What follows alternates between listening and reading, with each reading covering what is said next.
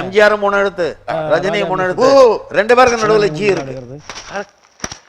எம்ஜிஆருக்கு நடுவுல ஜி இருக்கு, ரஜினிக்கு நடுவுல ஜி இருக்கு. எம்ஜிஆர் ரீச் இருந்ததுனால அவருடைய நன்கொடைகள் போக்குவரத்துகள் எல்லாம் இருந்த அந்த காலகட்டத்தில் அவருடைய வன்மை குணம் என்எஸ்கே மாதிரி அதுக்கு ஈடு இணையே கிடையாது.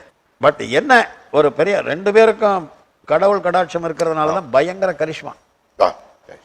2 பேரும் உலகறிந்தவர்கள். ஆமா, எம்ஜிஆரையும் சைனாவிலையும் தெரியும். நீங்க சிங்கப்பூர் மலையா போனா சைனாக்காரங்களுக்கெல்லாம் எம்ஜிஆர் தான் பிடிக்கும்.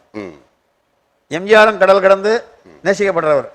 ரஜினிகாந்த் கேட்கவே வேணாம், அவரும் அந்த மாதிரி. என்ன சமாச்சாரம் அப்படின்னா, கூடிய வரைக்கும் எம்ஜிஆர் தன்னுடைய படங்கள்ல இந்த நற்பண்புகளுக்கு புறம்பான சில காரியங்கள் இருக்கு பாருங்க, மது அருந்துதல், சிகரெட் பிடிக்கிறது, இதெல்லாம் அவாய்ட் பண்ணிப்பாரு. 2 பேருமே தமிழ்நாட்டுக்குள் வந்தவர்கள், வேற மாநிலத்தில இருந்து.